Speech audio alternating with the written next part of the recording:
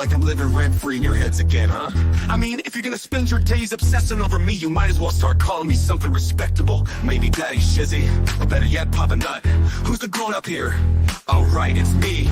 Let's go. Call me Daddy. Yeah, that's who I am. Running your mind's like a master plan. Papa Nut, Shizzy Daddy. Take your pick. I'm alone in your thoughts while you still act sick. Call me Daddy. It's what you mean. Why you chase the crust and I take the lead? Living rent-free. That's my name. Go ahead, say it. Put some respect on your name. Man, I'm too old. Well, here's a surprise. I'm the one with the brains. While you're stuck with the lies, you act like you're experts. But here's the reality. I'm the one controlling your mental reality. So while you're out there trying to throw shade, I'm sipping coffee and you're feeling betrayed. You're mad. I got the spotlight. Now it's my time. So why not call me Daddy or Papa with a rhyme? I'm the landlord and you're just the tenants. Stuck in your headspace with no insight, no repentance. Call me Daddy, you know it's true. You'd be lost without me, stuck in the glue. Call me Daddy, I'm holding your mind while you're scrambling, trying to find what's behind. Papa Nut, Shizzy Daddy, don't you see? You're living in my world now, I'm the VIP. Call me Daddy, just let it be. While you're trying to figure out your own identity. Oh, I see you're confused, trying to get it right. Spinning your wheels while I'm out of sight. You think you've got it figured, but you got it all wrong. I've been running your minds all along. But sure, keep pretending you don't care. Keep saying you're done, but I'm still in the air. You got no choice but to bow to my name. Daddy Shizzy is here to own the game. You say you don't watch, but you're obsessed. Every word I say puts you to the test. Call me Daddy, Papa Nut, you know you should. Because I've been living rent-free, and you know it feels good.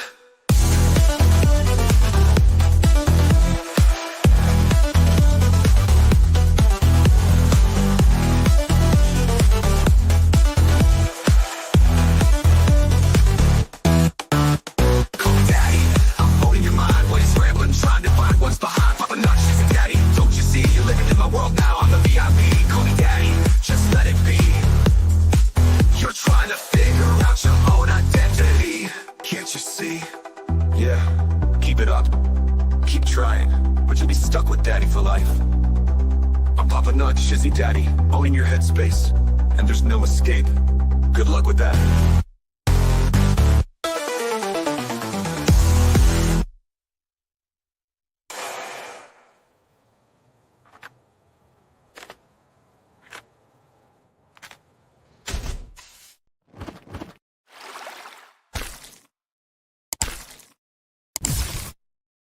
Most definitely. Happy hump day, everybody. I hope you're doing good this evening. Man, oh man, do we got quite a bit for you guys tonight.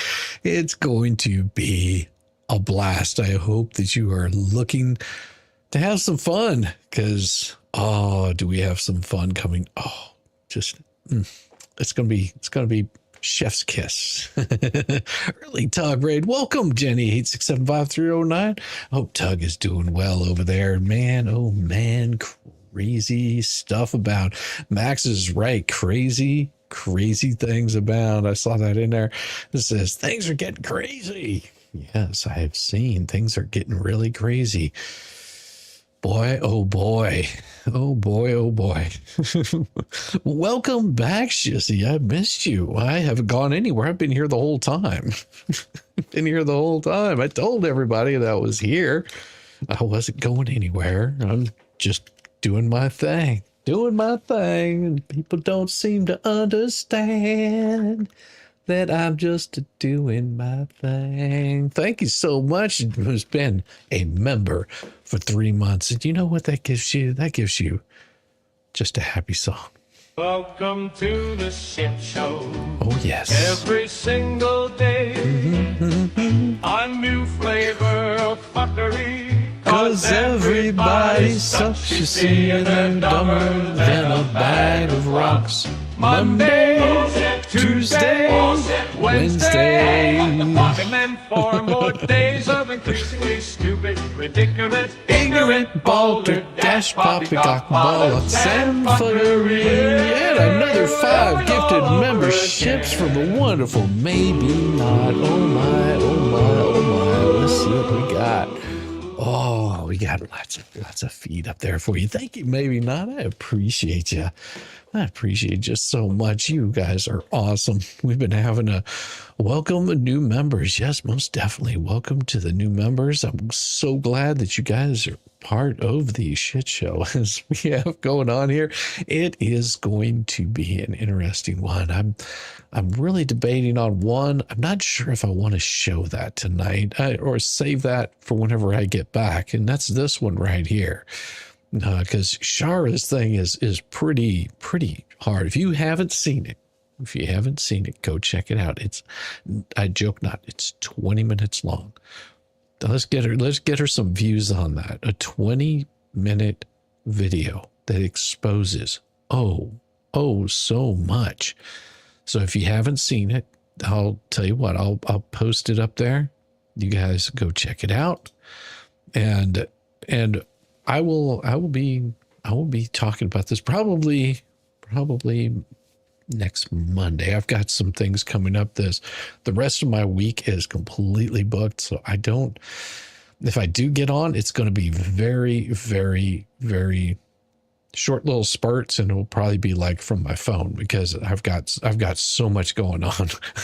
You just have no idea the things I have going on right now. Sitting here playing with your Velcro on your new shoes. That's awesome, Darren. I love it. I loved last night. Oh, last night was so much fun, Kippy. I had such a good time, and you gotta have that inspiration to really do things. And tonight, oh, I feel so inspired, and I just can't hide it. Yes, I do feel very inspired tonight. As always, I've got to have that, just that right momentum, the right feel, the right groove has to just roll in there. You know how some nights you're just like, well, tonight is definitely not one of those, because I've got something really cool that I think you guys are going to really want to see. And we will. Tug Raid, welcome, Tug Raid. Welcome, Tug Raiders.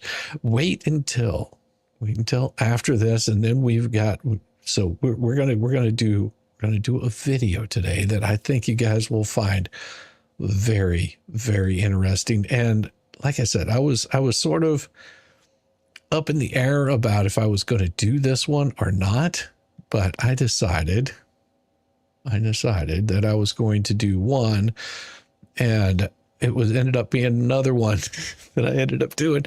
Hello, Papa Nut, early Tug Raid. Well, thank you very much. That is awesome. Hey, Papa Nut, early Tug Raid. We love the Tug. He has been hitting it so damn hard, and of course with Megan out, I'm sure that just I mean, it is that those two together are amazing. Absolutely amazing. There you go. That's for you, Wenderbender. We're clogging up all this thing with all those feetsies on there. Hope you can give him a Velcro boot. Well, speaking of Velcro boots, so there was something that I saw come up, and it's so interesting. So interesting here. So now there's going to be some darkness to this, and some very, very interesting stuff. There's going to be a little bit of voice that's happening over the top of this. I just want you guys to know, finished last night's video. I did that this morning. Do I need to tell you guys what happened? Oh my gosh. I guess I do need to tell you what happened. Man. Well, let me do that for you guys, because I did look it up to see exactly what it was that I was missing out on, and I will take care of that for you, because I know you guys were really invested in this particular case. And all that I have, and let me find it here real quick, is this one particular news story that came out. And you guys were really, really interested in this one. So let me just pull it up here, and I'll show it to you. Let me try this, share this instead. All right. Finished last night's video. All right. Shame on you. All right, here we go. It's a ruse, except it wasn't. Paralyzed man cleared from kicking in door. Police arrested Charles Reed. Catherine Jensen accused him of kicking in her door, attacking her, and fleeing on foot. Now, what happened here was the Metro Atlanta Police Department under scrutiny after arresting a man for a violent home invasion, despite evidence casting doubt he could have committed the crime. Charles Reed has been paralyzed for 25 years. He said he and Catherine Jensen dated at one time, but haven't had contact with each other for over 20 years. But according to a June 15, 2024 complaint, Jensen told College Park, Georgia police that Reed broke into her home, choked her, and then fled on foot. Reed denies the allegation, saying it's not physically possible for him to do what she claimed he did. She said, I kicked in the door. Reed explained, I'm in a wheelchair. I have been for 25 years. Body camera footage shows Catherine telling police his name, date of birth, describing him as medium height, wearing all black. She never mentioned he was in a wheelchair, said Andrew Fleischman, Reed's attorney. That's probably the number one thing you'd mention about somebody, especially if they're running away on foot. Reed was arrested on March 20th, 2025. He said College Park officers never called, questioned, or verified Jensen's claims before charging him with aggravated assault. Reed said he was at a dinner party with friends the night of the alleged incident and for 9 months had no idea there was a warrant out for his arrest. He only learned of it when the federal government alerted him during a passport renewal process. Reed then contacted College Park police officer Mark Bolle, who originally responded to Jensen's home and agreed to meet at the police department this past March. I essentially surrendered myself because I was that innocent. When he arrived at the police station, he was questioned, then arrested in the lobby. Boulay is seen on body cam video placing cuffs on Reed despite his protests. It could cause him to fall. Moments later, Reed collapsed out of his wheelchair. Officers literally sat there. Reed said, they just watched me writhe on the ground. At one point, a supervising officer heard saying, it's a ruse, man. It's obvious attempt not going to not go to jail. Another officer pushed back. You may want to call the district attorney's office because if the door was kicked in, he didn't kick it in. Reed says he could have broken his hip and died very quickly. Body camera video later showed Bolle acknowledging doubts about Jensen's story. Now it's looking like she made a false report, he said on camera.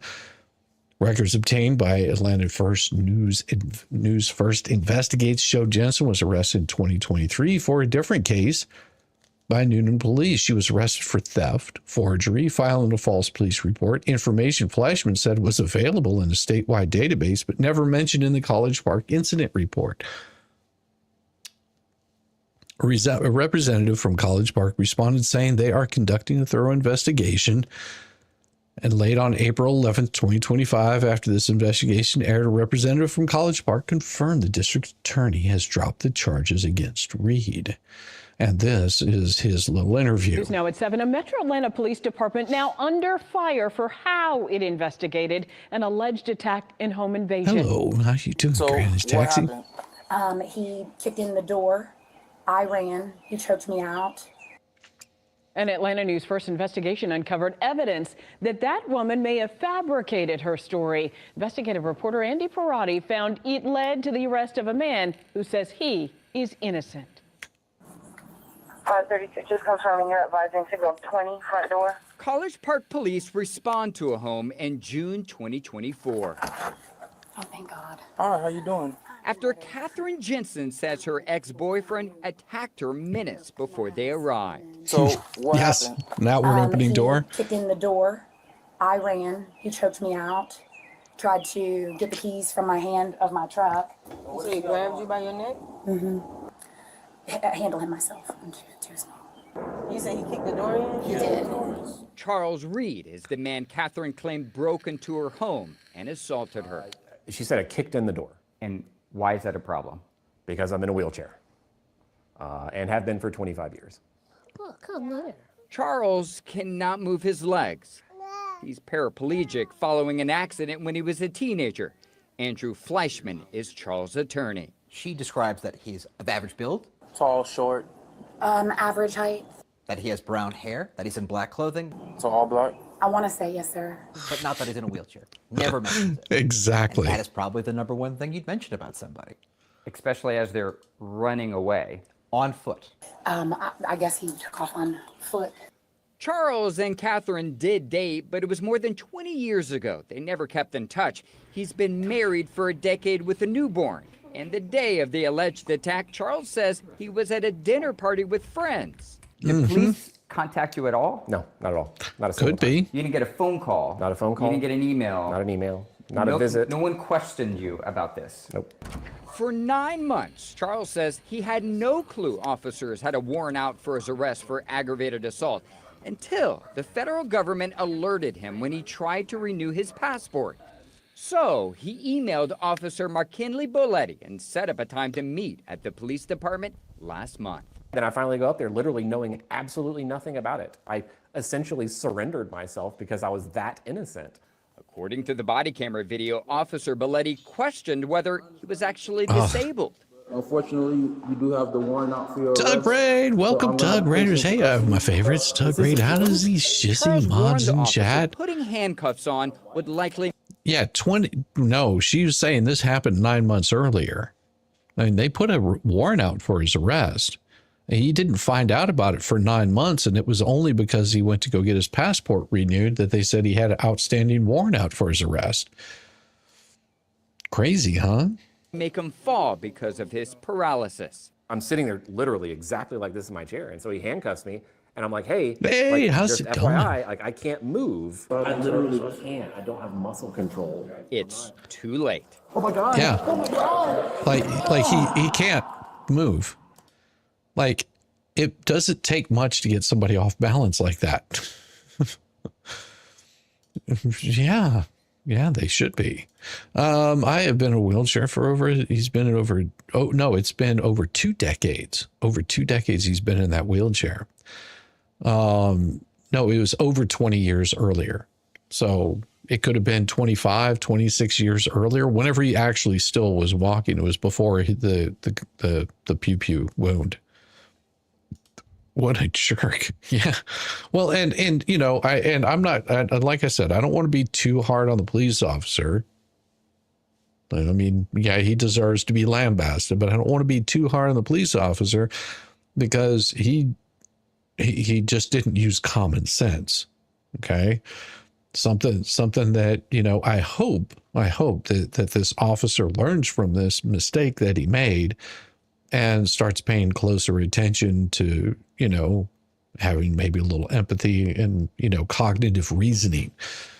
That officer is in the wrong. Yes, very much so. I mean, I could have broken my hip and died like very quickly. How did they respond? They literally sat there and just watched me writhe on the ground. The officer still didn't believe Charles was disabled. Neither did his supervisor, who never put his eyes on Charles before saying this. But this officer right here, yes, that one right there was just like, yeah, whoever kicked that door down, it wasn't him. It's like, you might want to call the DA on this one. It's a ruse, man. So, I mean, it's an obvious attempt to not to go to jail. So A fellow officer disagreed. Yep. I need to call the district attorney's office because if the door was kicked in, he didn't kick it in. Finally, Officer Boletti admits he could be wrong. Because now it's looking like she might have made a false report. He started to. You think?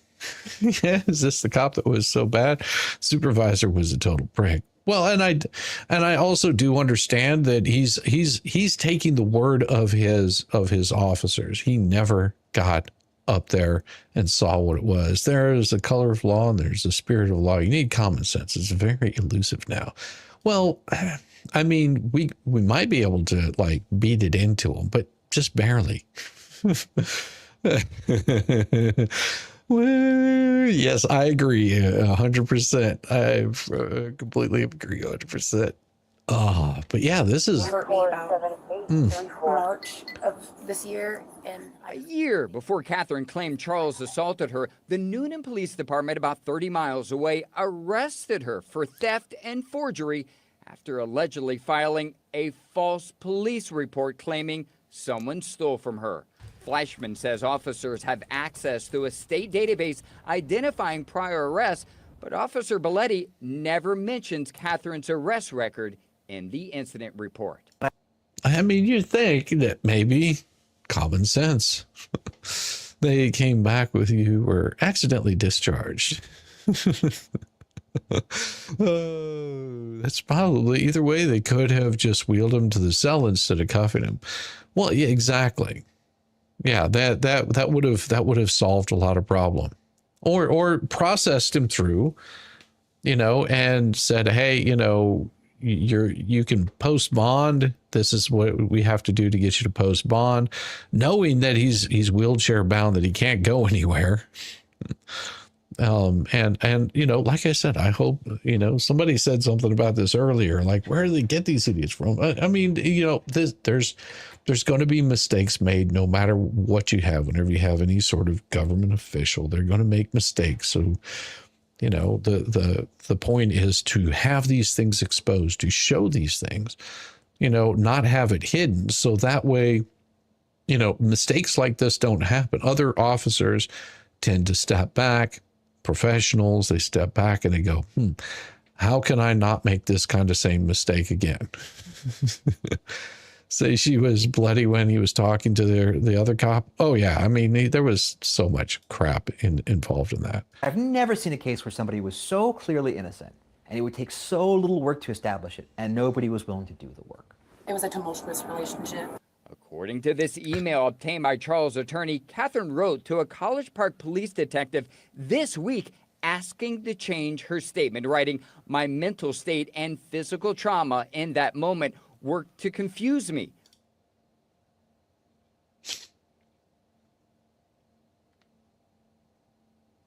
Please contact me at your convenience so I can edit the information in the report and clear the name of an innocent man."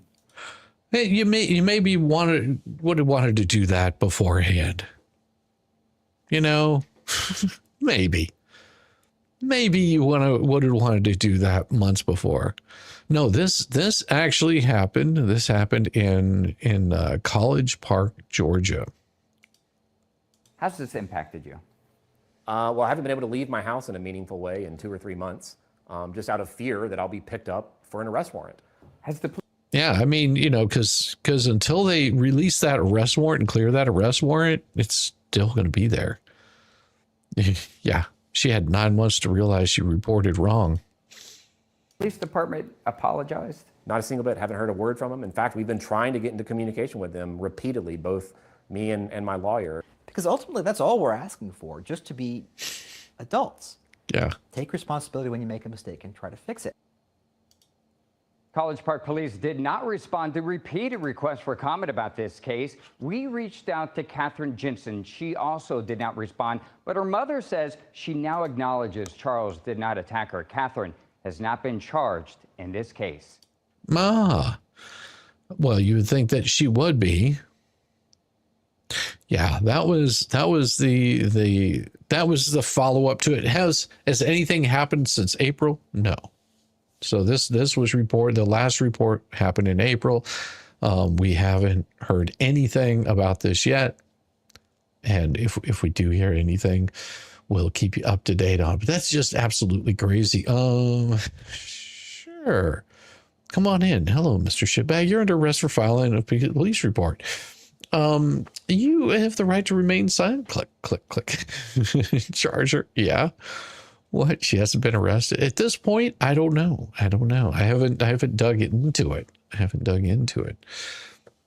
I mean, it's wouldn't be hard to find out, but I also have this other one that I wanted to show you, and it's going to be really. You're only going to get part of it because you'll have to wait until I come back to hear more about it. It's this one right here. 3 a.m. Daytona Beach, Florida. A barefoot woman wanders the neon strip, gripping a hammer and a bloody steak knife. Hey. 315 Central.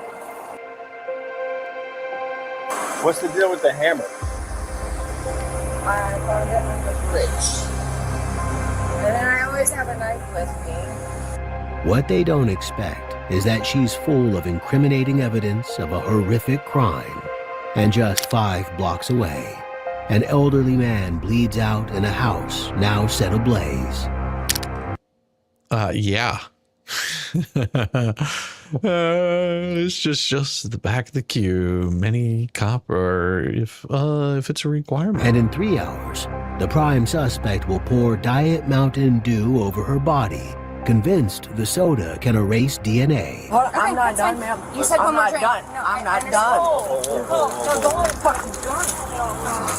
Tonight on The Decoder, we'll examine body cam footage, crime scene investigation. Yeah, so that gives you the setup for it. That gives you the setup for it. Murder, dude. Looks like he got gutted about 5 times. And they fucking caught his room on fire and fucking left him. Upstairs, they find 79-year-old Michael Sarasoli, multiple stab wounds, blunt force trauma, and a toppled gasoline can. This is going to be a stabbing and attempted arson. We got 1 male on the ground with approximately 5 stab wounds. 5 stab wounds. Hey everyone, good evening, good evening. And we're only going to play probably about another 5 minutes of this because I have a nice little story for you. I do. He is down. And it's going to take a little bit of time, so be prepared. Be prepared. And unconscious, they're working on him, and they try to set the house on fire. The firefighters, trying to save Mike's life, brought him outside. Is this how y'all found him? Where did y'all find him? Got him on the 2nd story in that room up there. Okay. So y'all brought him out here. Oh, Lady Tammy, I am covering it, but I'm covering this first. It's not clickbait. Trust me. I'm covering what the hell stuff. You just have to wait. Just have to wait because I am prepping you up for what's about to come. Prepping you up for what's about to come. Fallen Hero with the gifted membership. Thank you so much, Fallen Hero. Welcome to the shit Thank show. you so much. Every single day, a new flavor of fuckery. Cause everybody's such, you see, and they're dumber than a bag. Thank you so much, Fallen Hero, for the gifted membership. Tuesday, Wednesday, and then 4 more days of increasingly stupid, ridiculous, ignorant, boulder dash, Poppycock, bollocks, and fuckery. All over again. Oh, yes. You gotta preheat the oven. Gotta get your interest in what's happening. Like I said, I'm getting this set up because we've got a very interesting story for you tonight. You're going to love this tale. So you just relax. It'll be okay. Yeah. Okay. The firefighters are advising they found him inside a bedroom on the 2nd story and they brought him out. Is there anyone else inside the house? Did y'all clear it? Not they've found so far. Okay. Yeah, 21. I'm going to need a couple more units on here. The flames are fresh. Rigor. So what they have done is, and like I said, I'm not going to show every single bit of this. And Bella has also become a new member. Said, just hold on. The good stuff is coming. Welcome to the Thank you, Bella, for becoming a new member of this wonderful, wonderful place. A new flavor Just breathe. of fuckery. Cause story time is going to be glorious tonight.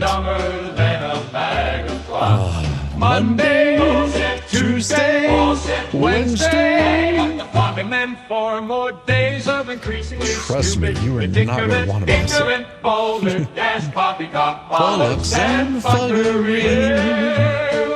All over again.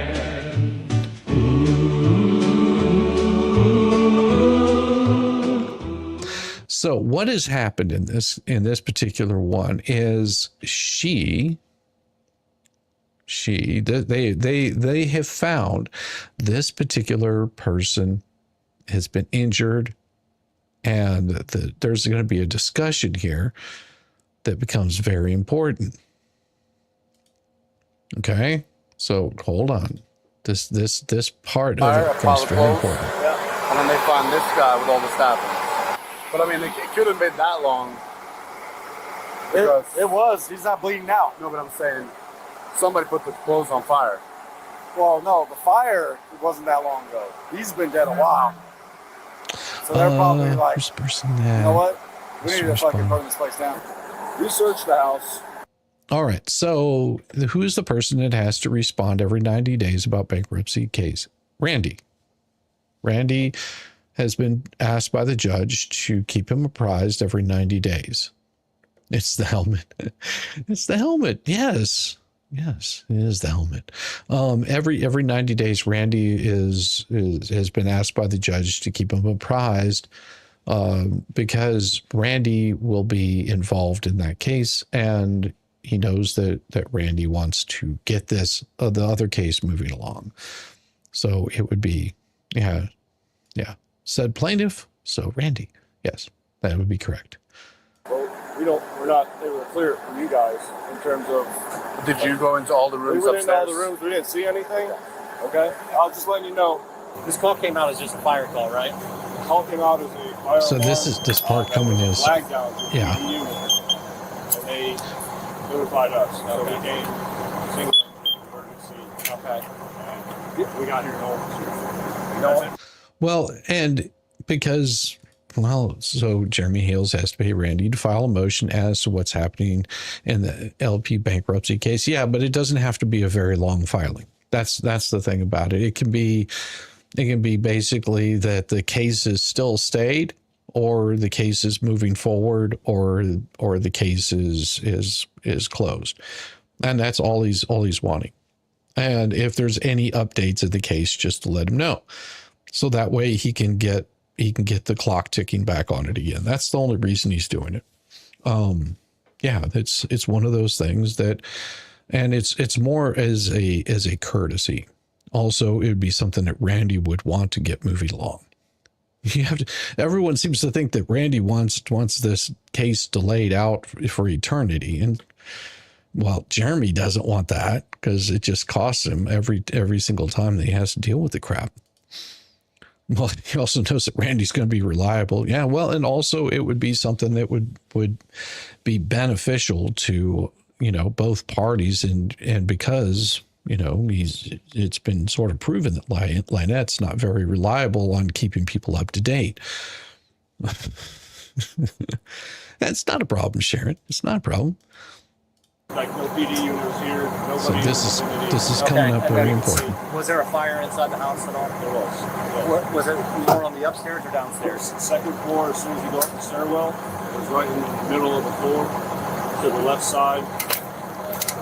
I don't know. Wall, but not on the wall. Okay. And it was, where was the body at? So you go upstairs, up the stairs, the room to the left. Yep. He was directly down from the door to the left side. There's a mattress up there with blankets and everything on it. He had a blanket kind of over him, but not 100%. So it's some of it, you say, was. Like I said, I just want to get through this intro of what's going Blanket on. over him, his head was exposed. It was smoked out. So. Clickbait. More clickbait. I like irritating those who don't know your interesting lead-in stories to allow the full house to get in here for the headline of the shit show. Yes. It's not clickbait. The story is going to be here. You just don't kick it off right off the way. Bob Page, thank you so much for the $10 super chat. Let me get you a wonderful, wonderful foot to place up there and make that thing absolutely feel glorious. Let's get a foot up here in this thing. I got dancing shoes up here on my helmet. Thank you so much. I appreciate you. Oh my gosh, that's so wonderful, Bob. That's a fire environment. We chose to extricate from the basically, if it's IDLH or anything like that, our first priority is getting people out of the house. So. Did you notice any wounds on him at the time? I noticed blood on the floor. Key sign of something happened. Key sign of something happened. It was around his head, so it was unknown to me whether he fell, hit his head, or what the case may have been. So I made the order to take him out, and then he was transferred over to paramedic Terry, who assessed him. The address is familiar to the first responders, as are both of its residents. I'd like to know where that female's at. She's always here. She's very single funny. So, and last time I was here... Yeah, the chick, the young, yeah. better-looking girl? Yeah. They said that the cameras don't work last time I was here. So. You know who the owner of this place is? I think it's some investor dude. Because she rents from a guy. Nobody ever lives here, I thought. There's a chick that lives here. This chick was now nowhere to be seen. And that is where we're going to leave that off tonight. Like I said, I wanted to get you queued up because we're going to be going over that next week. Of course, it all depends on what all comes out. Hey, screenshot this. Hey, how you doing? Good to see you. This video is pretty long. The investigation takes forever. It's pretty bland. Absolutely, it is, Josh. But I'm gonna be going over it next week because I'm gonna be busy the next Thursday, Friday, Saturday, Sunday. Yeah, for the next 4 days. This is my only time to really just sort of like dig into anything interesting. All right, we've got 500 of you wonderful folks in here. Let's go ahead and get this thing started. My. Right, here we go. So this came in here today. Document 96. Memorandum of Law in support of good cause to avoid dismissal under FRCP 4M. Jeremy Hales, Elephant Shoe, respectfully submit Memorandum of Law in support of good cause to avoid dismissal under Rule 4M regarding as to why defendants Kesey and Tuschendorf could not be dismissed under Federal Rule of Civil Procedure M for failure to effect timely service. Doc 86. To begin with, defendants Kesey as of July 15th, 2025, and Bonebreak Jr. as of June 27th, 2025, have now been served. Kesey's affidavit of service will be filed after it is received. And down here it says 1, Bonebreak Jr.'s affidavit of service has now been filed. So Ray has been served. That's just what it is. And also some prayers out for Bonebreak's wife. That really sucks that she's in the hospital. We don't like seeing anybody in any sort of pain here. So, send a little bit of prayers out to her. Yes. Kesey would be Robbie Kesey. Will be filed after it's received. Introduction. This memorandum addresses why the case against defendants Kesey and Tuschendorf should not be dismissed under Federal Rule of Civil Procedure 4M for failure to effect timely service. If service is not effectuated within 90 days, the court on motion or on its own after notice to the plaintiff must either dismiss the action without prejudice against the defendant or order that service be made within a specified time. Gilbert v. City of Pine Lake, blah, blah, blah. However, it also mandates an extension of time for appropriate period if the plaintiff shows good cause for the failure to serve. And then quotes another place where that happens. Additionally, the court retains discretion to grant an extension even in the absence of good cause. It says, and down here it says, say Leopold Dempsey, if the plaintiff fails to effect timely service on the defendant, the court upon motion or on its own initiative. That's what it's saying. This memorandum demonstrates that good cause exists in this case, and alternatively, that equitable factors justify a discretionary extension. And what he's talking about is saying, hey, we do have a reason why we weren't able to reach out and get them served before now, although they recognize that Bonebreak has been served.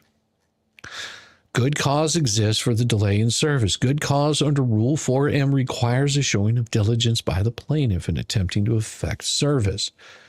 And and it's, given another citation here.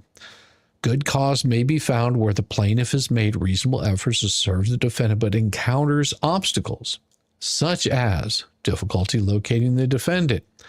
See Leopold Dempsey, Carroll Commissioners, where the 11th Circuit emphasized that good cause exists with an external factor, such as reliance on faulty advice, prevents timely service. After notice the plaintiff shall dismiss, and it just basically gives a citation there. In Kinsale, another case, the court found good cause to extend the time for service when the plaintiff documented reasonable efforts to locate and serve a defendant, including failed attempts by a process server and communications with an attorney refusing to accept service. And then they quote 3. Down here, the court granted extension despite denying a motion for service by publication due to procedural deficiencies. Okay. In this case, the plaintiffs can demonstrate good cause for the delay because plaintiff's process during failed attempts encountered obstacles in attempting service of process with both Zekisi and Duschendorf. Although Kesey has now been served, the entrance to his residence is blocked by an obstacle, which is a large gated fence. Previously in a related case, Kesey had to be served, but had to be served in a public area in Webster, Florida, at the Swamparompsters Webster West Side Flea Market. Received by the process server Gainesville LLC on the 17th day of 2025 AM to be served on Kesey. Rainey hereby affirm on the 27th day of January 2025, individually personally served by delivering a true copy of subpoenas to testify at a deposition in a civil action and witness fee check in the amount of $40 with the date and hour of service endorsed thereupon by me to Kesey at the address.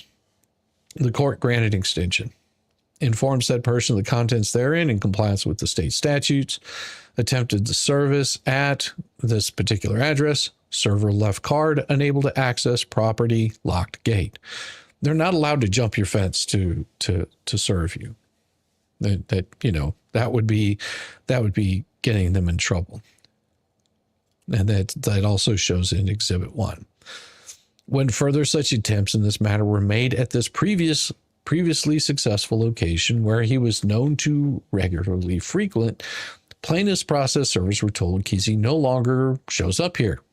After that, private investigative services were engaged. So that means there was money spent to locate him and was served just yesterday, but not after an evasive effort, including Kesey's fleeing from the process server in his SUV. Regarding Duschendorf, 4 initial attempts were made at a location known to belong to him by the State Process Server, Inc. in Wisconsin. At each attempt, there was no answer, despite process server cards being left. After that, private investigative services were engaged in this matter.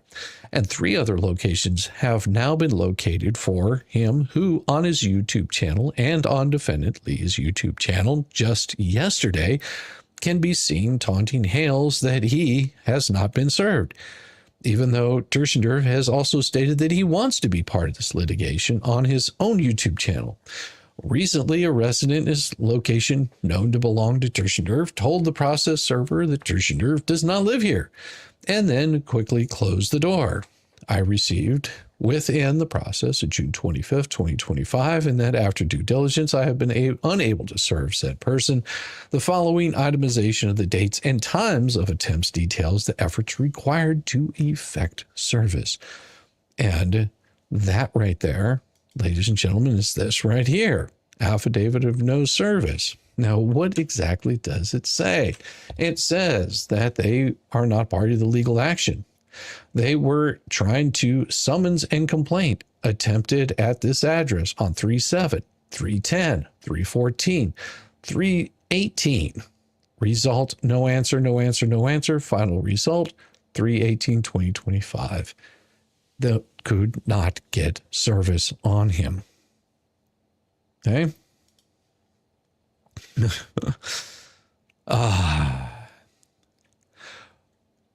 And results, doesn't live there per tenant, closed door before he would give name. Without revealing confidential information, plaintiffs have a high level of confidence that he will be served over the next 45 days, if not sooner. Thus, plaintiffs have made diligent efforts to serve, but were hindered by factors beyond their control. Furthermore, if a plaintiff encounters difficulties in locating the defendant despite reasonable efforts, this also supports finding of good cause. Gives some citations here, where the court noted that it could exist that extend the time for service when reasonable efforts are being made to serve. Discretionary extension is also warranted. Even if the court finds that good cause has not been shown, it retains discretion to grant an extension of time for service. The 11th Circuit has recognized that courts may consider several equitable factors in deciding whether to grant discretionary extension, including whether the statute of limitations would bar the plaintiff from refiling the action, whether the defendant has been evading service, whether the plaintiff has been diligent in attempting to serve the defendant, and how far beyond the 90-day period service was ultimately affected. Here, equitable factors weigh in favor of granting an extension. The plaintiffs have acted diligently in attempting to serve the defendants, as evidenced by their efforts to locate the defendants who have been evading service and comply with procedural requirements. There is also no indication that the defendants have been prejudiced by the delay in service, and the delay has not been excessive. Conclusion. For the foregoing reason, plaintiffs respectfully request the court find good cause for the delay in service and grant an extension of time under Rule 4M of an additional 45 days in which to serve tertiary nerve. Alternately, plaintiffs request the court exercise its discretion to grant the requested extension into which to serve based on equitable considerations. Plaintiffs have demonstrated diligence in attempting to serve the defendants and would suffer significant prejudice if the case were dismissed against them, while the defendants have not been prejudiced by the delay. Judge will grant, seeing that LP's is stayed, it's better to try all defendants together. Exactly. So I'm sorry if you think you're innocent. Why dodge being served? Just to make it difficult. I mean, that would be the reason for doing that. This is a well-written motion, easy to read with all the parties except for MKS. I think you mean MLS. His attorney was able to put something together. It's very explains everything without digging into the weeds too far or wasting the court's time. And I mean, that's something you have to keep in mind. You don't want to be harassing people with a whole bunch of garbage. So this came in today, Cameron L. Atkinson, and then the attorney for Helm. And then, of course, you got pro se. So there you go. Yeah, MLS. Yeah, that would have been who was the other person that was being served. So with that, are you guys ready for a little story? All satire. And then we have a beautiful open letter that I hope you find quite enjoyable. Let's give you that glorious story. It is going to be so much fun. You just have no idea. Let's get ready here for it. It is about time. Let's break this mother down. With Shizzy, Wiz, Nut.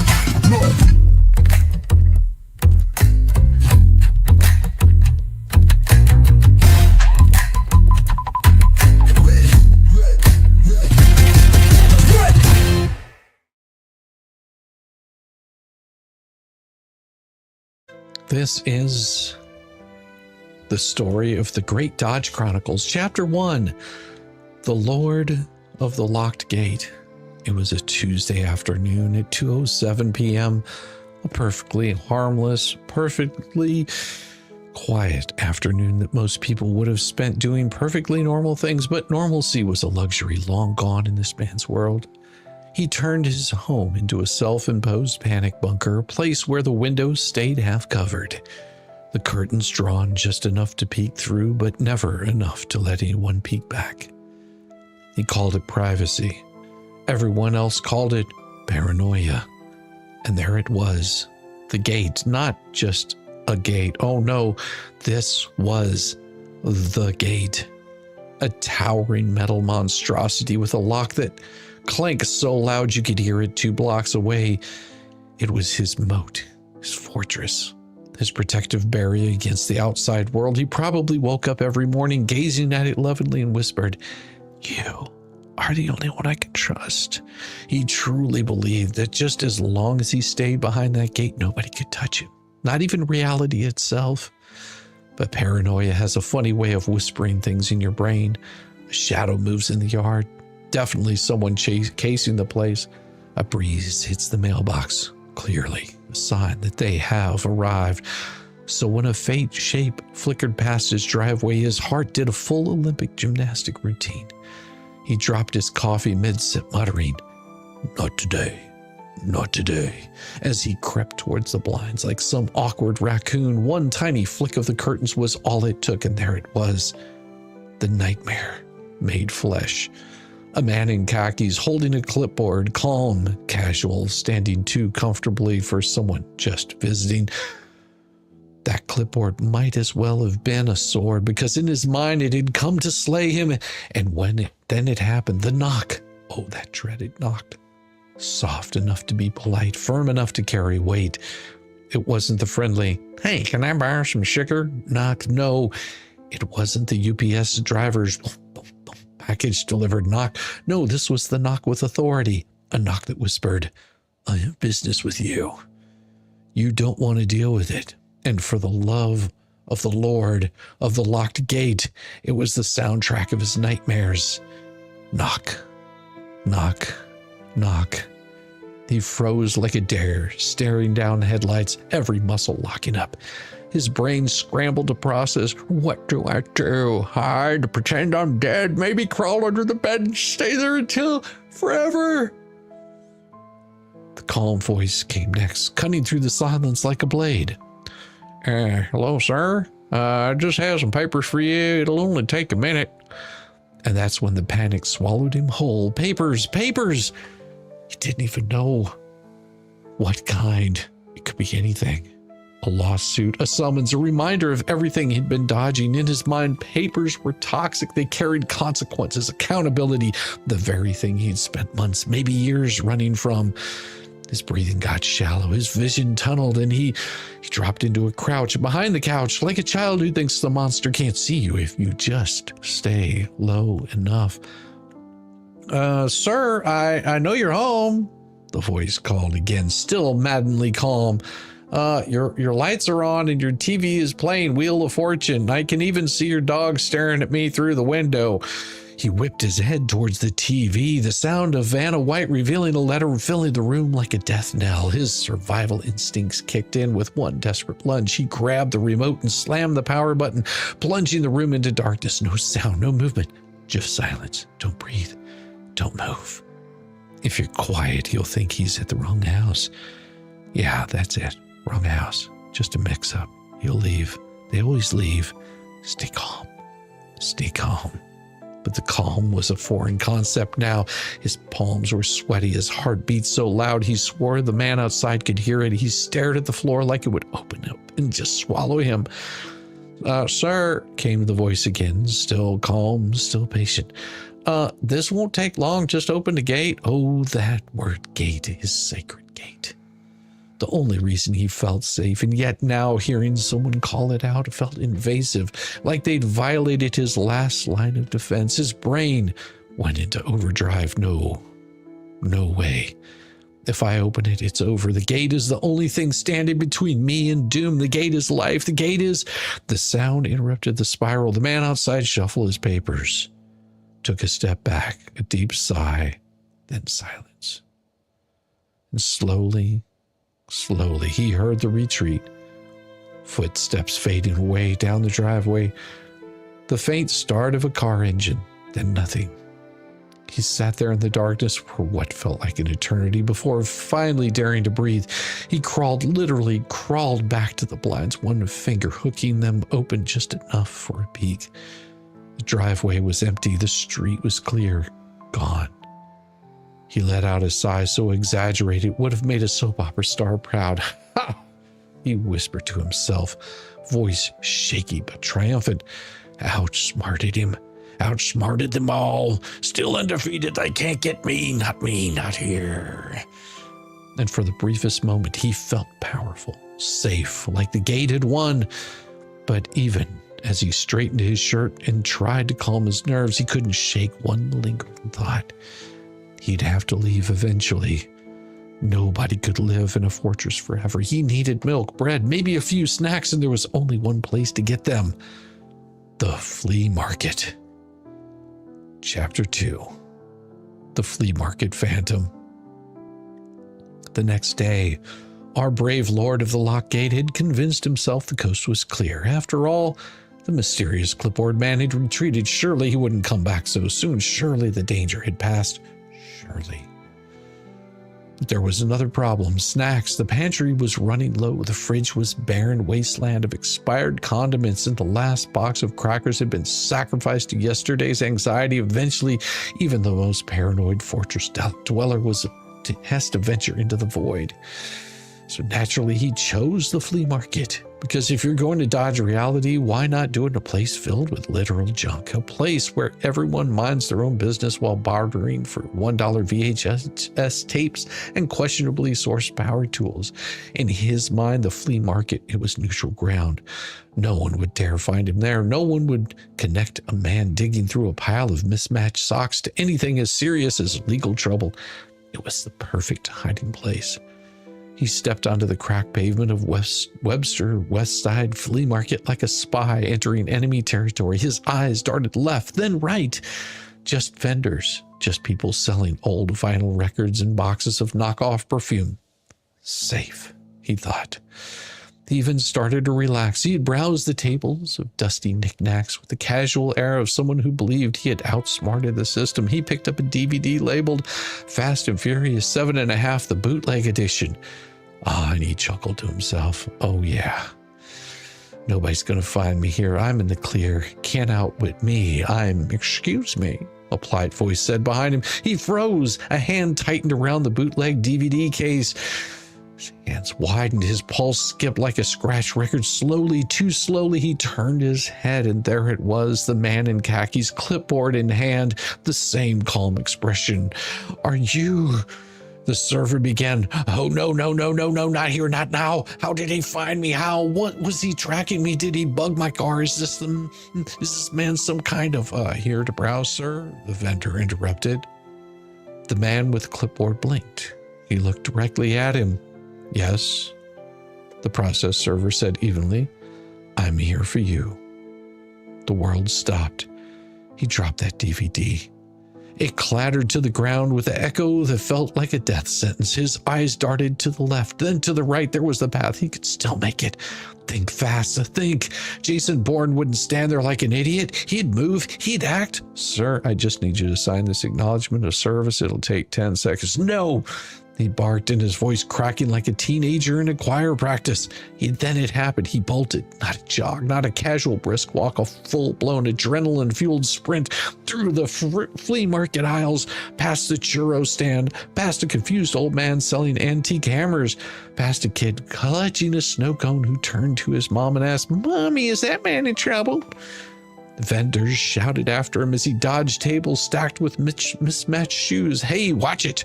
You almost knocked over the lamp collection. Sir, please, just the process server was calling, jogging behind him, but the man didn't hear. He was in a tunnel of pure fight or flight, and he chose flight. Within seconds, he was fumbling with his car keys, tripping over himself like a raccoon trying to open a trash can lid. He yanked open the door, slammed it shut, jammed the keys into the ignition with one dramatic roar. Vroom. Tires squealed, dust billowed. A bag of someone's kettle corn went flying, and his USB tore through the flea market parking lot like a low-budget Fast and Furious sequel nobody asked for. And just like that, he was gone. Process server stood there, blinking through the cloud of gravel dust, holding the same clipboard with the same calm patience. All right, then. I'll see you next time. Meanwhile, inside the SUV, Our flea market fugitive gripping the steering wheel like it was the only thing keeping him alive. His breathing was shallow. His eyes darted to the rearview mirror every 3 seconds. He half expected the clipboard man to appear in the back seat like a horror movie villain. Okay, I got away. I'm fine. If he can't catch me, if he can find me, right? Flea market, never again, never. Safe at home, safe as home. The gate will protect me. Yes. Back to the gate. He pulled into the driveway, slammed the SUV into park, and scurried inside like a paranoid squirrel. He locked the door, checked it twice, and leaned his back against it, sliding down into a nervous heap. Safe. For now. But even as he sat there, heart still racing, one thought crept in like a spider you can't unsee. What happens the next time they knock? And he knew deep down that he'd have to face that door eventually. It would come for him.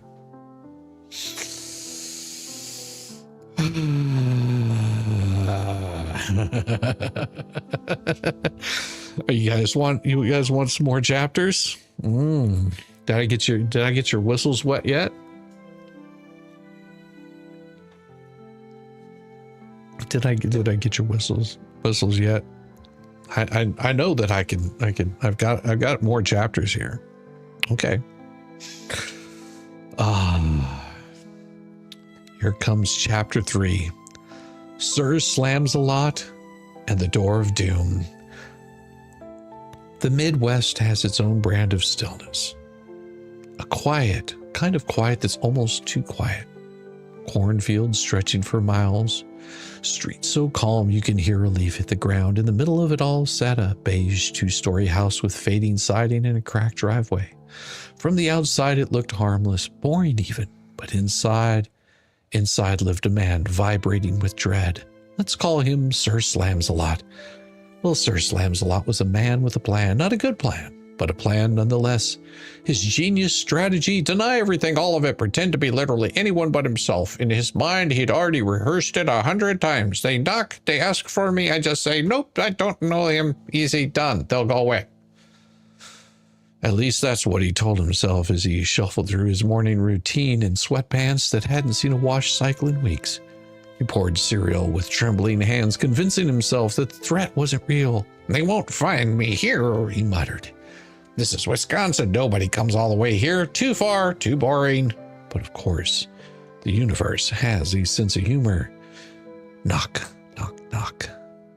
The spoon froze halfway to his mouth. His heart dropped straight to his shoes. He held his breath, waited. Maybe it was just a neighbor. Maybe Amazon. Maybe. Knock, knock, knock. Louder this time. Firm, purposeful. His brain exploded into frantic inner monologue. No, not today, not here. Maybe if I just don't answer. Maybe they'll leave. Yeah, just sit still. They can't know I'm here. From the front porch came a voice, calm, professional, too professional. Hello, I'm looking for a David. Sir Slams-a-Lot. Nearly choked on his cereal. He bolted upright and crept towards the front door on his toes like a burglar in his own house. Peeking through the curtain, he saw the nightmare. A man in neat clothes holding a clipboard. The clipboard. It's always the clipboard. Sir, the voice called again, polite as ever. I just need to confirm if this is the residence of Sir Slams-a-Lot. Didn't let him finish. He threw on his best Midwest nice guy mask and cracked the door just an inch, just enough to stick his head out. Hey there, he said, his voice shaking. Can I help you? Yes, the man replied, holding up the papers. I'm looking for a David. Oh, no! Sir Slams-a-Lot cut him off, shaking his head so fast it looked like he was trying to launch into orbit. No David here. Nope, wrong house. Sorry. The man paused. Are you sure this is the address on file? Yeah, Sir Slams-a-Lot said with forced and nervous laugh. It happens all the time. GPS messes up out here. You know, I'm Kyle. I'm Kyle Henderson. Yep, just your average Midwest Kyle. No David's here. The man raised an eyebrow, glancing past him into the house. Really? Because there's mail sticking out of your box addressed to David Titian. Oh, that. Sir Slams-a-Lot practically shouted. His voice hit in a pitch only dogs could hear. That's junk mail. Yeah, junk mail. People send all kinds of random stuff here. Totally not for me. I just toss it. The process server tilted his head, clearly unconvinced. So you're saying you don't know this David Tish? Never heard of him. Sir Slams-a-Lot interrupted again, voice quivering like a leaf in the wind. Who's that weird dame? Sounds made up. Probably some scammer, right? Anyway, I'm just house sitting. Yeah, for a friend who's also not David. Definitely not David. The server stared at him long, silent, letting the awkwardness marinate like sweaty balls or like raw chicken. Right, the man finally said, and his tone flat. Well, I'll be back. That was it. 4 words. 4 words that sent an icy shiver down Sir Slams-a-Lot's spine. He's coming back. He doesn't believe me. He knows. He knows. In a panic, he slammed the door hard. So hard the walls shook. He locked it, deadbolt, chain, everything, and he stood there, forehead pressed against the wood, whispering to himself like a man on the edge. Okay, you did fine. You told him you're Kyle. You're Kyle now. Kyle Henderson. He believed you. He probably believed you. Right? Right? Oh God, he's coming back. He's definitely coming back. And he peeked out the window in time to see the process server walking calmly back to his car, jotting something down on the clipboard. The car pulled away. Gone. But not really. Because now Sir Slams-a-Lot knew the truth.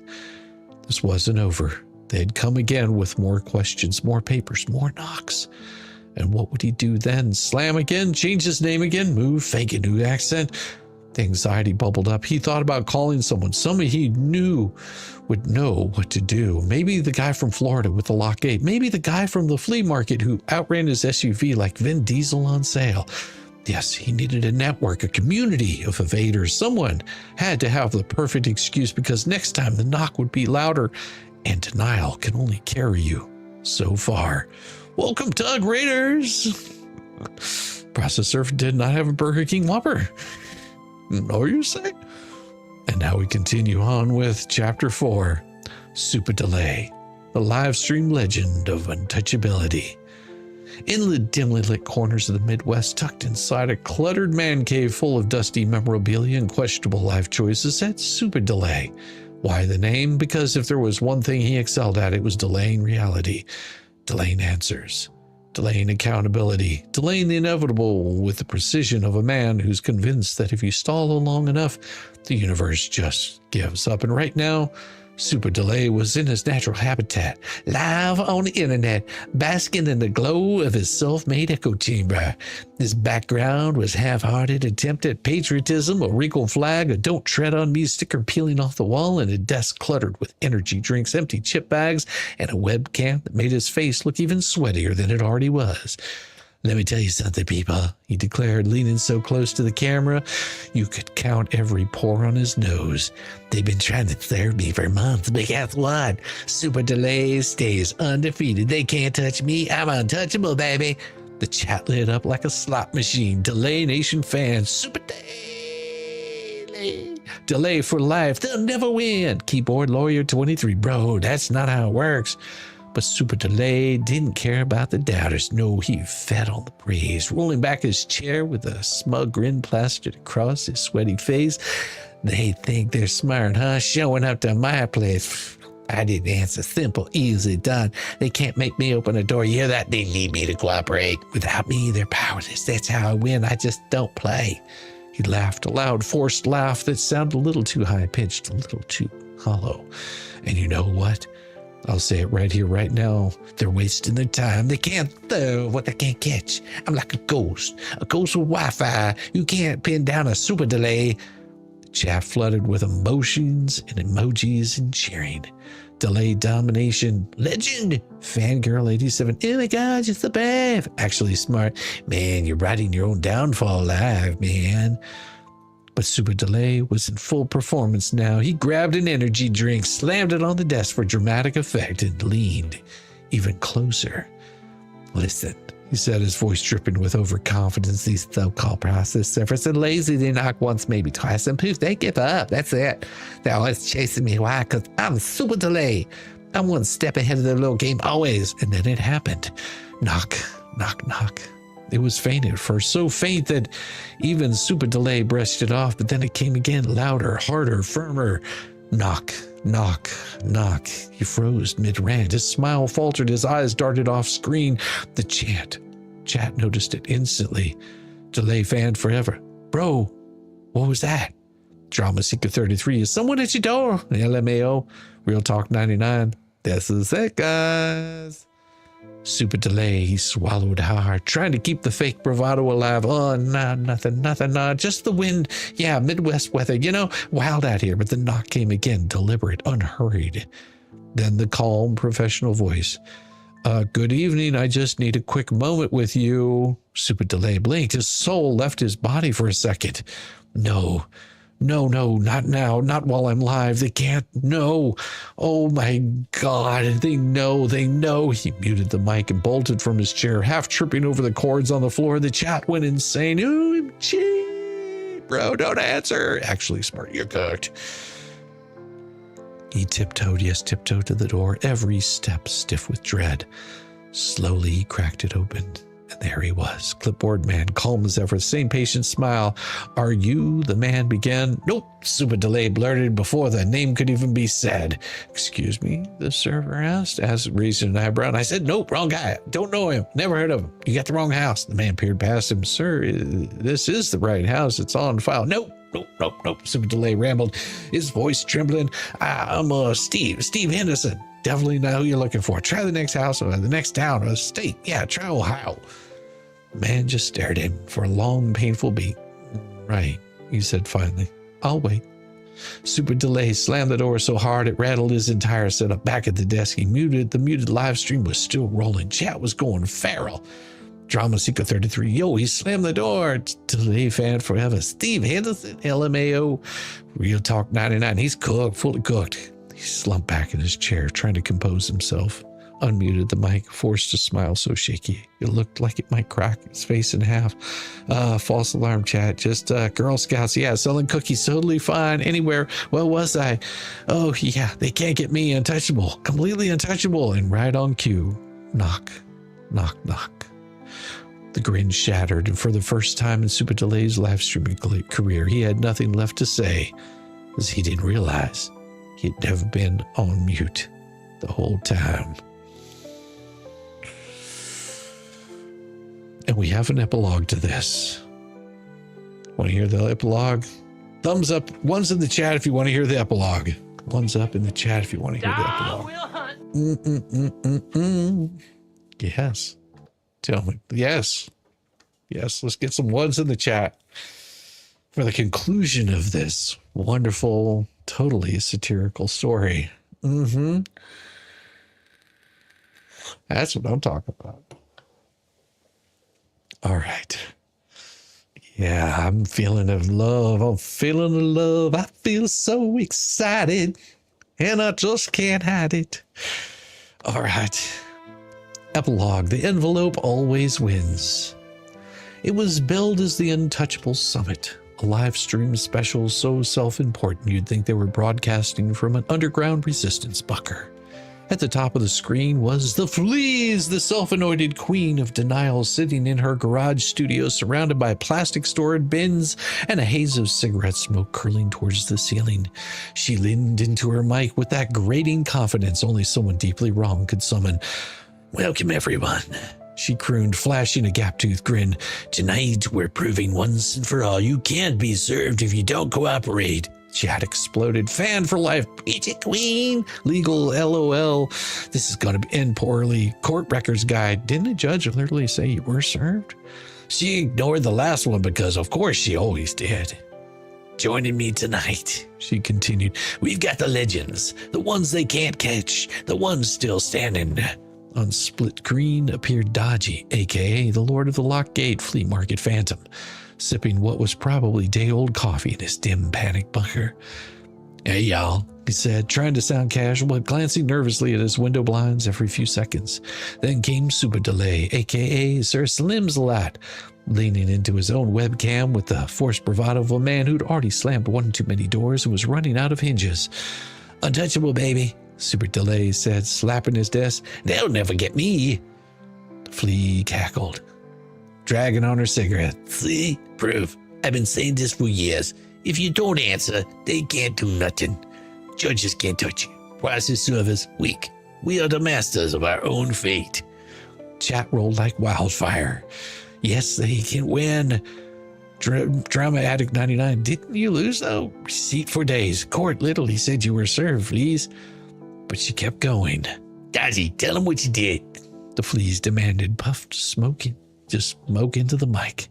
Dodgy grinned, his eyes darting left and right. He expected to knock mid-sentence. Easy. I locked my gate. Didn't answer. They left. Tried to catch me at the flea market. Hat peeled out there like Vin Diesel on clearance. They'll never catch me. I'm too fast, too smart.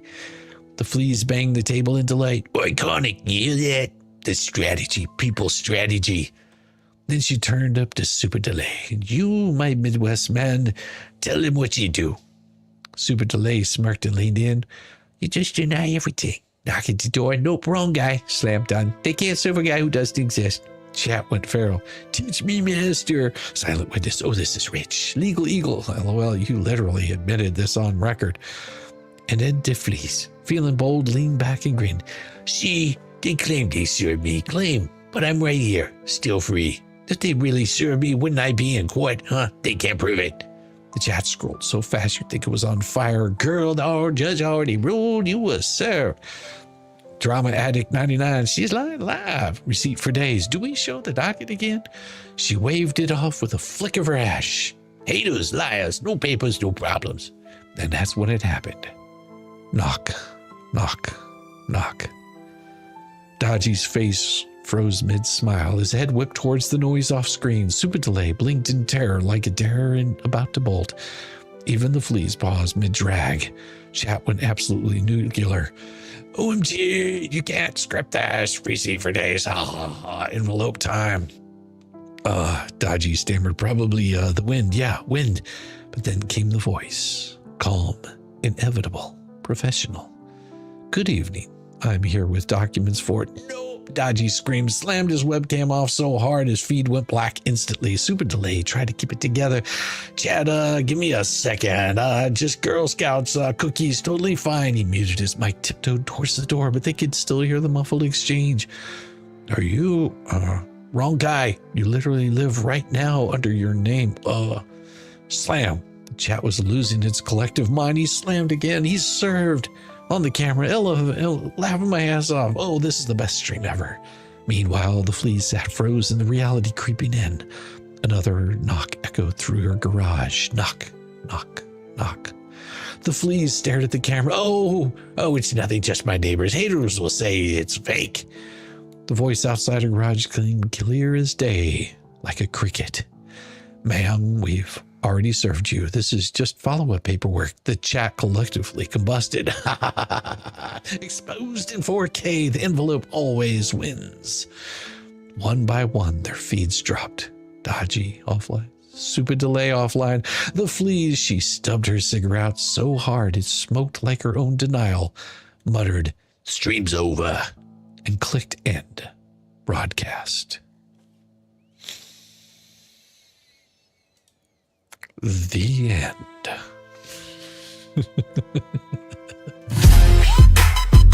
It is about time. Let's break this mother down. With Shizzy, Whiz, Nut.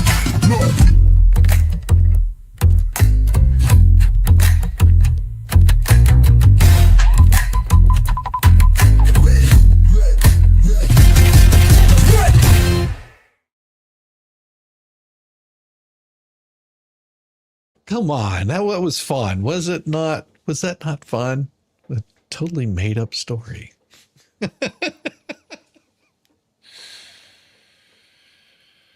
Love you, chat. You guys make it so enjoyable. No. Letter time. Oh, is that what you want? Let's see. We've got 666 of you fine folks there. And do we have a letter?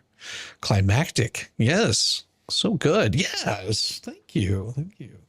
Bravo. Yeah, Ray. Squeeze my heart. There we go. Somebody's wanting a letter. Great narrative. Well, thank you. There are mistakes and there are stupid. How do these police handle real crimes?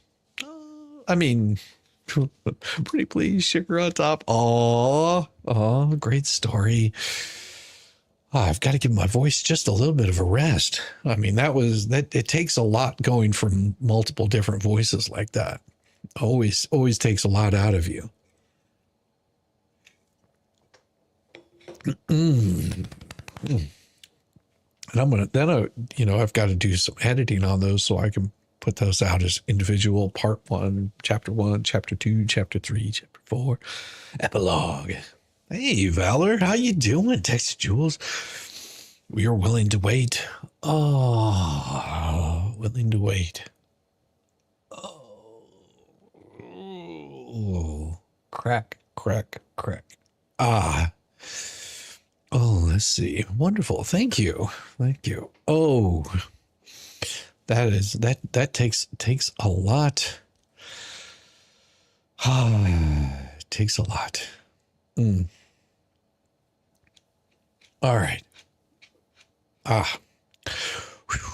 Play some music. Yeah, let's do that. Let's see if we've got a fun song for you. Just a nice, easy, fun song. That way I can relax my throat for just a couple of seconds. Is that acting all funky now? Dunk on it. There we go. Whew. My hamster wheel was spinning, trying to figure out the right song lyrics to rewrite on the fly. Oh, let's see. Let's open this up right here, and we'll stop the screen. Right there, and then we'll come back to it. And share screen. Let me do this right.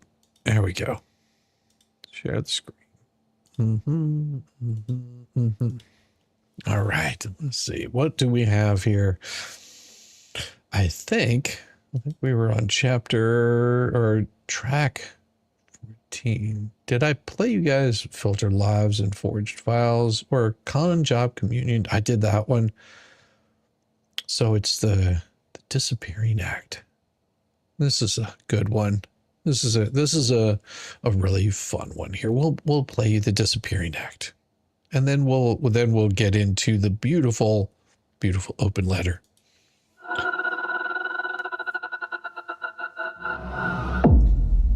You thought you could. You thought we'd forget. She lit the stream like a cigarette. Flick, puff, lie, regret. Said she's gone but leaves a silhouette in every chat she used to vet. She cried I'm done, then sent a threat. Blocked me, still ain't left just yet. Her voice still haunts the wires she cut. Ghosted out, but loud as fuck.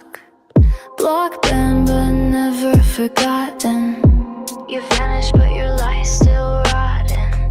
Whispers say they never soften. Offline but your mess keeps talking. Block banned but never forgotten. Your trail smells just like exhaustion. Burned it all then begged for caution. You disappeared and blamed the watchman. Deleted streams, corrupted drives, but truth don't crash, it just survives. Alts pop up like flies in heat.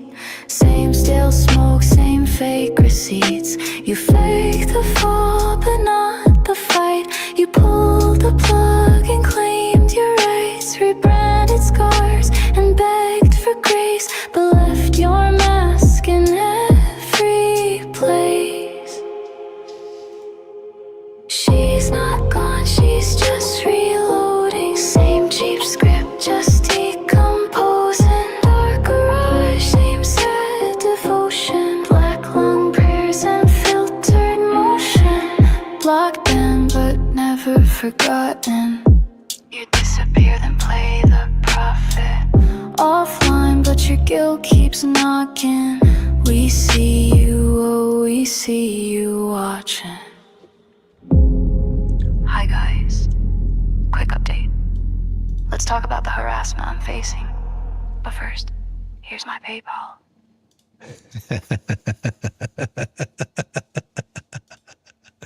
Oh my, oh my, oh my. Yes, that was the final track on that one. I still have a few more to do. Yes, it was very, very calm.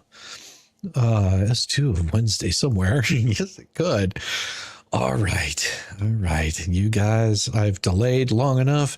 It is time. It is time for that open letter. Let's give it a little bit of fun. And remember, it's only for fun. It is about time. Let's break this mother down. With Shizzy, Wiz, Nut.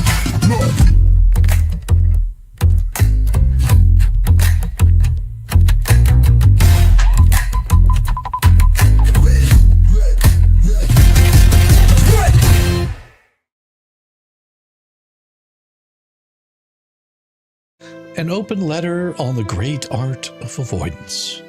It's remarkable how something as mundane as serving legal papers, something that should take seconds, can evolve into a full production. Jeremy's filing, written carefully by counsel, doesn't need embellishment to expose the absurdity.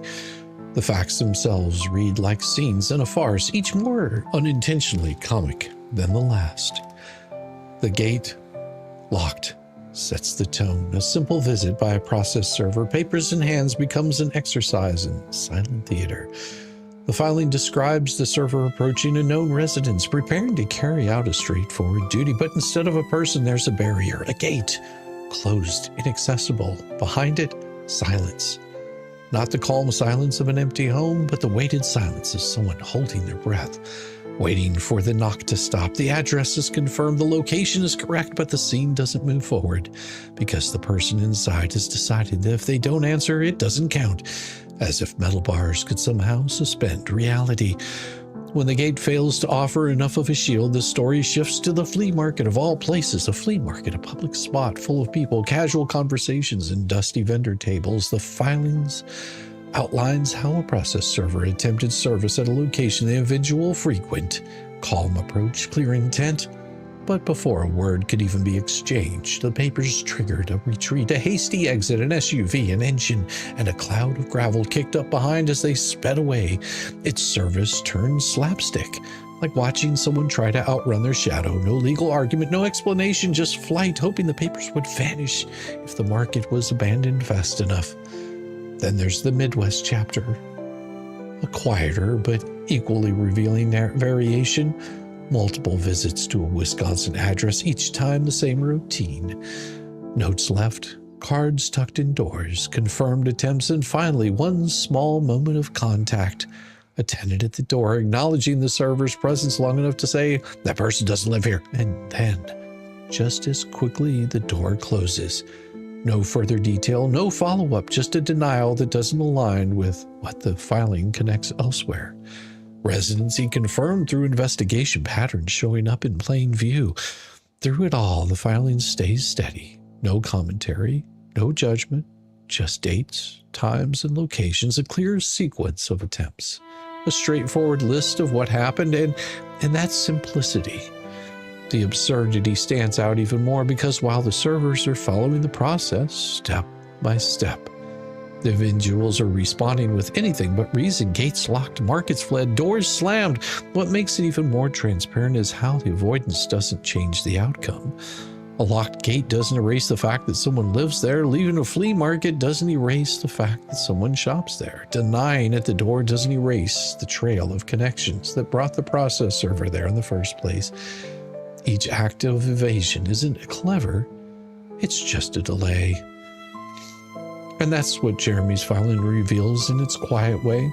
Process servers aren't deterred by theatrics. They don't abandon the effort because someone decided not to answer. They keep going, they return, they adapt. If one location closes off, another is confirmed. If one attempt fails, another is made.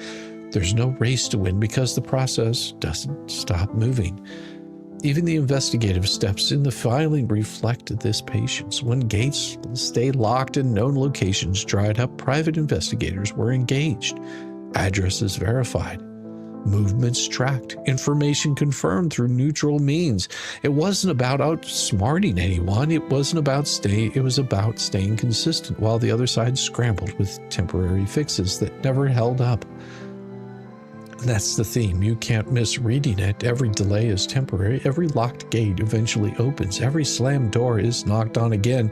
Even the fastest SUV at a flea market has to park somewhere eventually. The process doesn't rely on luck or force or surprise. It relies on persistence, and persistence doesn't tire out.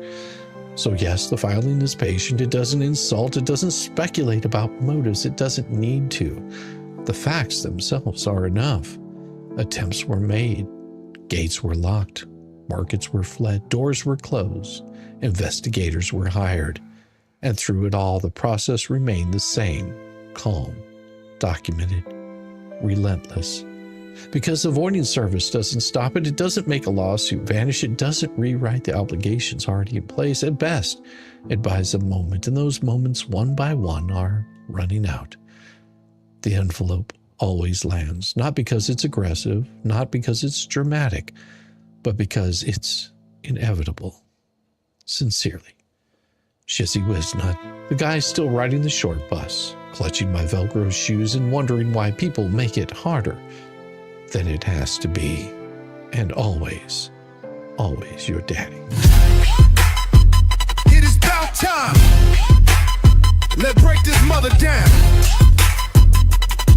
With Shizzy Wisnut.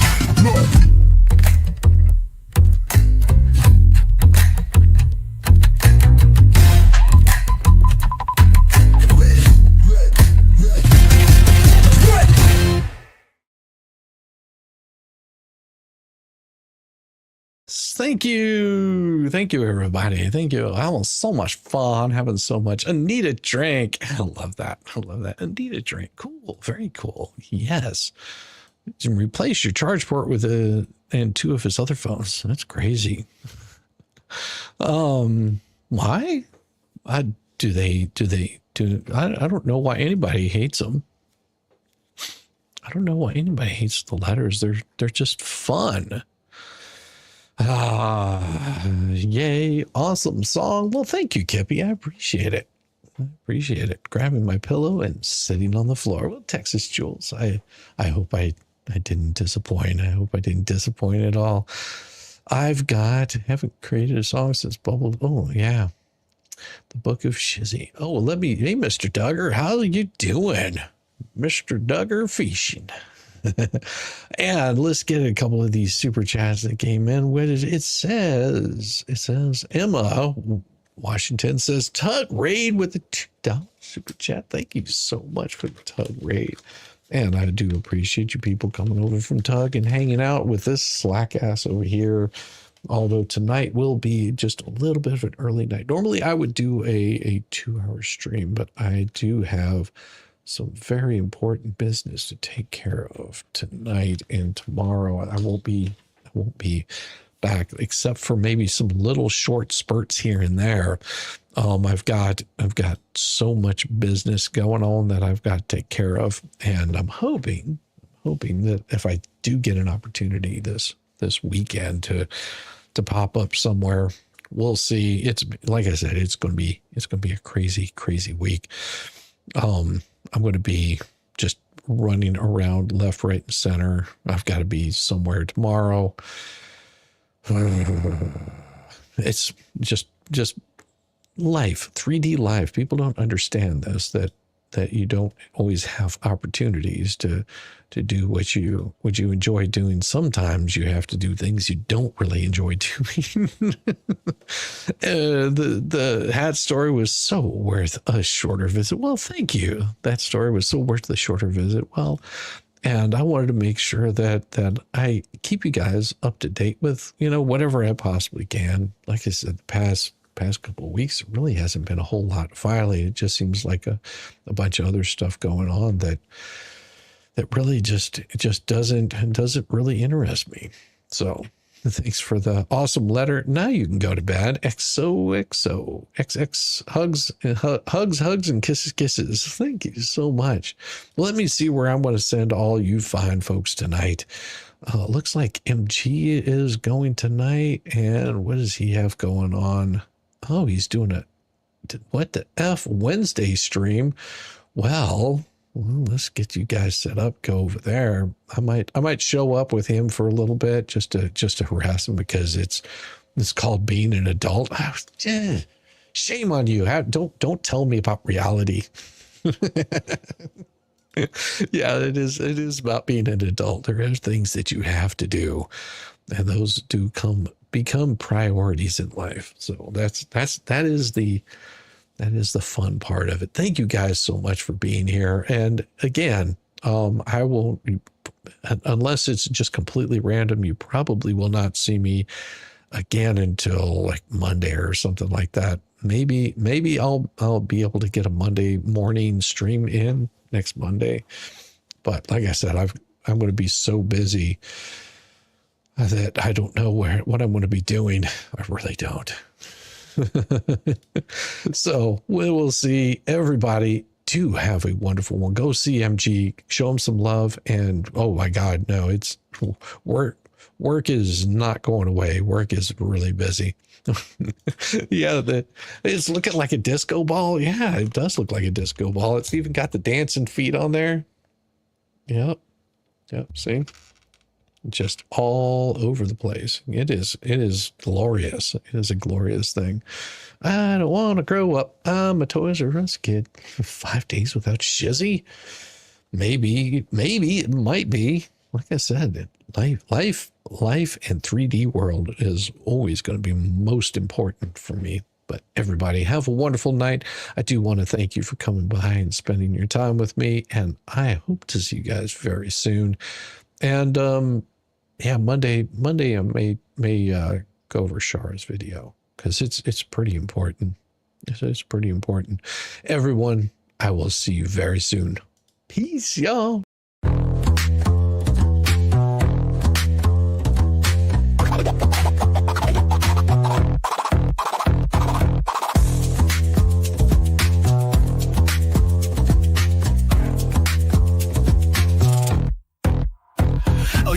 Was done, bless your heart, but I'm still living rent-free. It's a work of art. Call me daddy, call me nut, call me the goat. You're paddling upstream while I'm running this boat. You say, I don't care, yet you're glued to the screen. Caught up in my glow while you stay unseen. Your shade's like a breeze, it's barely a draft. Meanwhile, I'm the Picasso of roasting your ass. You say you're over me, oh how cute, but here I am, still the star of your loop. You're my biggest fans, don't even deny. So grab some popcorn when daddy goes live.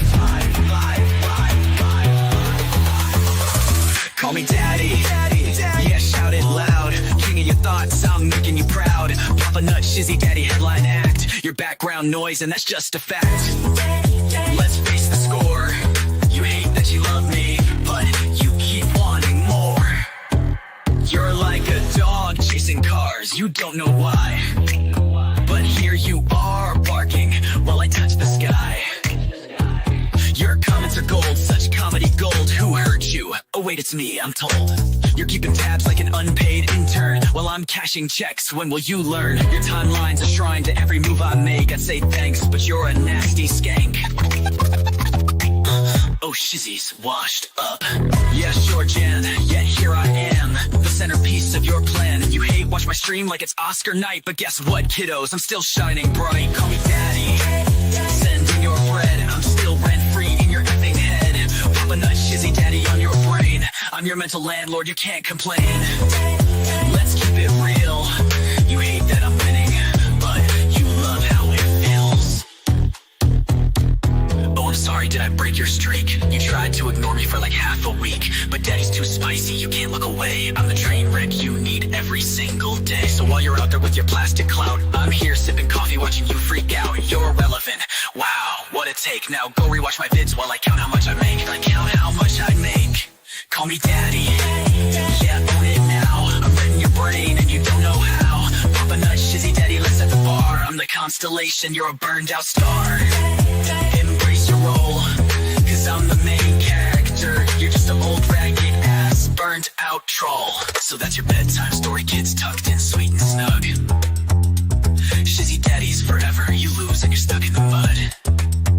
Now say goodnight to Papa Nut, your mental pain. Oh wait, you will see me tomorrow's. Agenda will see me tomorrow, same obsession, same effing thing. Make sure you thumbs up